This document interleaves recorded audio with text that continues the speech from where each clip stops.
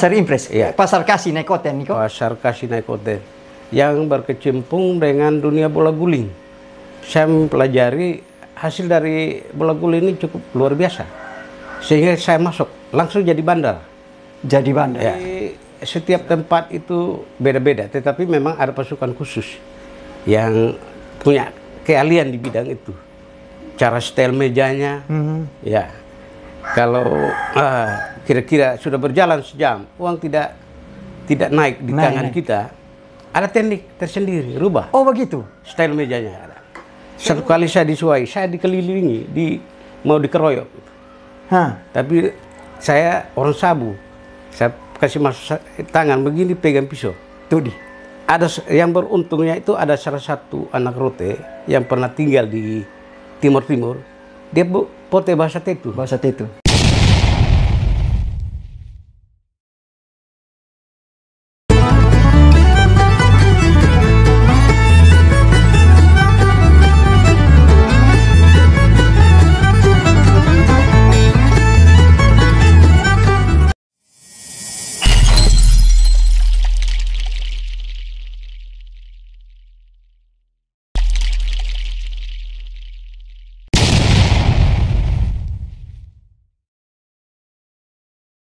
Assalamualaikum. Waalaikumsalam. Salam. Kakak Thomas Huki Jika. Di Kapadala, Air Nona, orang kenal dengan Pak Boston. Yes. Kakak pertama beta terima kasih sudah bersedia mau berbagi cerita di Om Boban Channel di acara Om Boban Bersulang, bercerita sesuatu ala Kupang. Kakak Thomas, mana kabar kakak? Baik Om Boban, saya juga minta terima kasih kepada Boban Channel yang sudah sudi mengunjungi saya. Beta juga terima kasih Kakak Thomas, terima kasih. Kakak Thomas, ini kotong bercerita tentang nostalgia Kupang, cerita Kupang yang Kupang dibentuk dengan ada cerita-cerita di balik terbentuknya Kupang, kakak. Salah satu fenomena itu di sekitar tahun berapa, kakak? 80-an, 90-an? 80-an. 80-an, 90-an? Setelah saya tamat tahun 86, saya kan tinggal dengan kakak kandung. Tapi setelah saya tamat 2 tahun saya nganggur, saya mau hidup mandiri. 80-90-an tuh dia punya fenomenanya tuh cerita yang beta bilang cerita nostalgia yang tanda kutip fenomena bola guling. Iya. Dan kakak Thomas salah satu yang tempur langsung kota omong. Iya. Terjun langsung, tempur langsung kakak. Cerita lengkapnya karena kakak Thomas. Jadi baik karena kebutuhan hidup, saya terlepas dari tanggung jawab keluarga, saya hidup mandiri. Saya mempelajari ruang-ruang yang bisa menghidupkan diri saya. Sehingga pada waktu itu ada komunitas anak-anak Pasar Impres. Pasar Impres? Ya. Pasar Kasih Nekoten, Niko? Pasar Kasih Nekoten yang berkecimpung dengan dunia bola guling. Saya mempelajari hasil dari bola guling ini cukup luar biasa. Sehingga saya masuk langsung jadi bandar. Jadi bandar? Ya. Setelah saya kuasai bola guling itu, saya tidak dampingi mereka.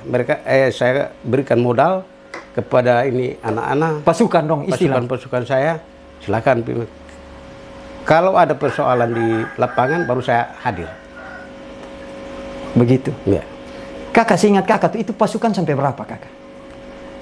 Di setiap tempat itu beda-beda, tetapi memang ada pasukan khusus yang punya keahlian di bidang itu. Cara setel mejanya, ya. Kalau kira-kira sudah berjalan sejam, uang tidak naik di tangan kita, ada teknik tersendiri, rubah. Oh begitu? Style mejanya. Style ulang nih? Style ulang. Tapi jangan diperlihatkan, ada teknik tersendiri. Main alus orang bilang? Main alus. Sone kasar? Ya. Kakak, itu tuh kan sekitar 80-an kakak. 88, 89 sampai tahun 90 berapa? Sampai 2003. 2003. Kakak tahun itu tuh kakak. Dia kan ada dulu tenal kotong tuh. Pasangan tuh pakai batas lostrom dong kiri kanan dong tuh kakak. Ada batas berapa atau lostrom. Itu kakak pengalaman ke mana kakak? Awalnya saya mengikuti irama yang ada. Saya pakai batas karena modal juga masih minim. Tapi setelah saya tahu rahasia itu semua, saya Lostrom. Ya, lostrom. Saya bermain sampai siswai. Oh begitu, pasar malam nih kakak? Pasar malam, pacuan kuda. Sampai ada rintangan, tantangannya luar biasa. Tapi tujuan saya untuk mencari hidup, bukan mencari masalah. Begitu. Ya. Kakak ini beta lebih ke mau masuk lebih dalam lagi, kakak Thomas. Ya. Kebiasa itu tempur di Mete dong begitu. Ya. Mete. Di tempat-tempat Mete kalau ada event-event 17 Agustus. 17 Agustus. Itu teman-teman dari berbagai tempat sudah datang memberikan isyarat. Calling. Baru kita pergi. Saya bawa pasukan. Bawa pasukan. Ya. Kakak biasanya kalau begitu turun modal pertama berapa tuh kakak? Seingat kakak dulu. Maaf, beta agak gali refreshing kembali. Jadi kita ini lahir di Kota Kupang ini tanpa orang tua. Hadir di Kota Kupang ini tanpa orang tua. Kita belajar dari ikan. Setelah ikan bertelur, dia cari makan sendiri-sendiri. Hanya modal mental. Modal mental. Mental. Yang penting ada pegang duit sedikit, jalan. Setelah sudah rasa yakin kuat, ya los sudah. Saya pernah duel dengan salah satu orang kaya. Duel. Sampai ini 1,5 hari. Ya. Bermain sendiri sani kakak? Bermain sendiri. Bahabok sendiri? Ya. 1,5 hari? 1,5 hari. Minta maaf. Angkatan. Ya. Kakak Thomas? Ya. Kotong bawa omong apes-apes sial-sial. Ada yang tidur juga. Kakak Thomas pernah tidur sono juga. Biasanya kalau ada persoalan kan kalah nih, maksudnya kalah kalau tempur nih. 1 kali saja kalah. Di Wini. Di Wini. Iya. 1 kali itu saja beta kalah.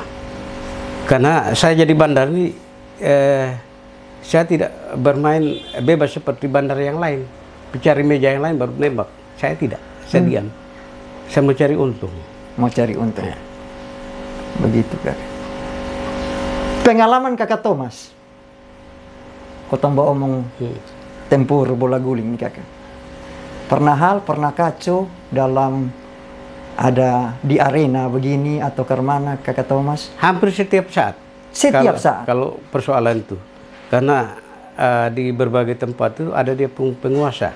Ada dia pun kearifan. Ada dia pun jago. Tetapi kita harus mampu menyesuaikan diri dengan keadaan dan kearifan yang ada. 1 kali saya disuai, saya dikelilingi, mau dikeroyok. Tapi saya orang sabu. Saya kasih masuk tangan begini pegang pisau. Tuh di. Ada yang beruntungnya itu ada salah satu anak rote yang pernah tinggal di Timur-Timur. Dia pote bahasa Tetu. Bahasa Tetu. Entah dia omong apa beta justru mengerti. Akhirnya dong bubar. Kuncinya kita jangan kalah gertak, tetapi kita harus meminimalisir persoalan itu. Mental, ini kota sebuah mental nih. Ya. Begitu. Dan saya juga di Kota Kupang ini bukan seorang jagoan. Tujuan saya ini bagaimana bisa merubah kehidupan saya. Tidak pernah cari hal dari orang. Baru ini kan rentan kakak, kayak misalnya tempur-tempur luar, kayak di Suai dong, di Wini dong. Ini kan pegang duit banyak dan itu apa? Terbuka peluang, kotong karena rampok, kok karena apa? Kok kotong pegang duit banyak nih nah? 1 kali di Soe. Acara pacuan kuda. Di mana? Di Rote? Di Soe. Di Soe. Ya. Itu ada anak-anak nakal, orang itu pasang. Salah mereka angkat. Tapi kita berusaha meminimalisir itu persoalan, diam dan ini. Dan sampai dia mau jadi kawan dengan kita. Sehingga kita biarkan itu. Saat kena dia minta. Maka terjadi perdebatan. Kita ini belajar ini politik ini kebetulan beta yang jadi kepala meja waktu itu. Saya bangun, saya tarik parang dari bawah terpal.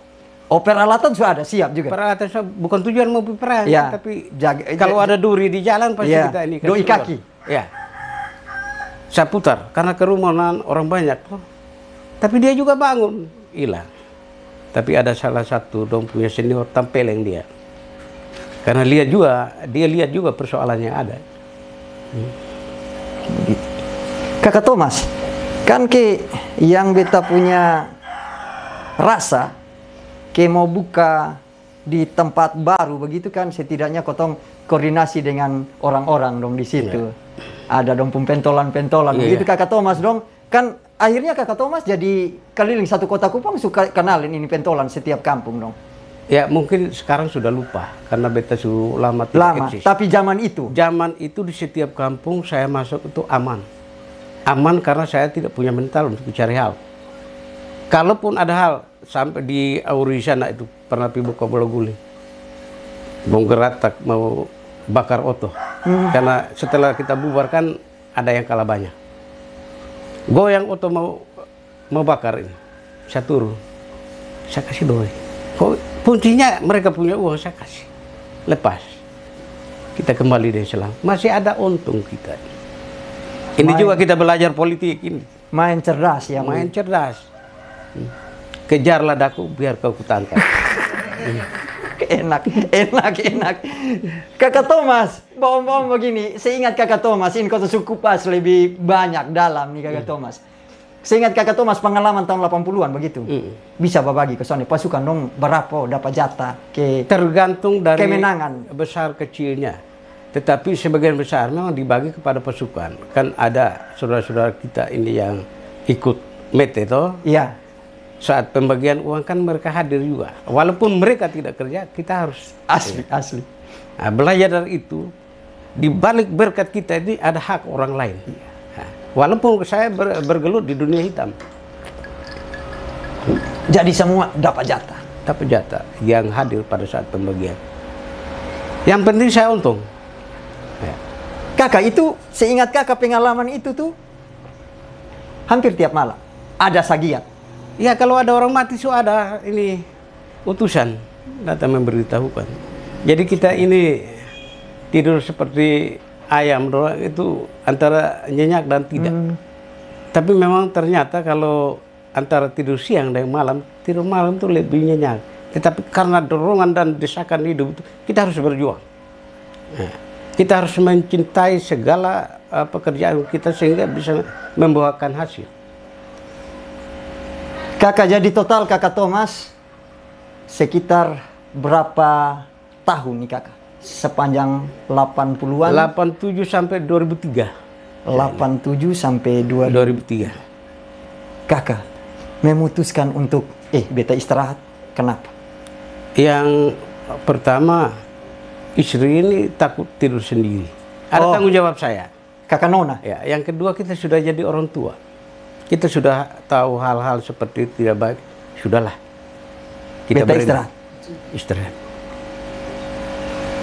Dari Kakak Nona dorongan mah itu aja sampai bilang bapak sudah lah ikut ini begini. Sonde? Yang utamanya beliau ini takut kalau tidur sendiri.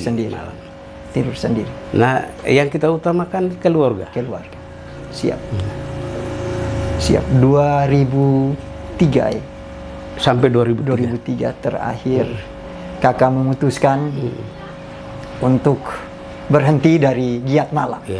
Berhenti dari giat malam. Kakak ini kotong masuk ke topik berikutnya kakak. Siap. Beta juga dapat dari kakak Iwan Taklal. Siap. Dapat data juga, bocoran data juga. Kakak mau dibilang tokoh lah. Kapadala Air Nona. Dulu juga pernah ada gesekan juga RRD dengan Kapadala. Kakak juga hadir di situ sebagai salah seorang yang buat mediasi, fasilitasi mediasi perdamaian kakak. Di pengalamannya itu ke mana kakak?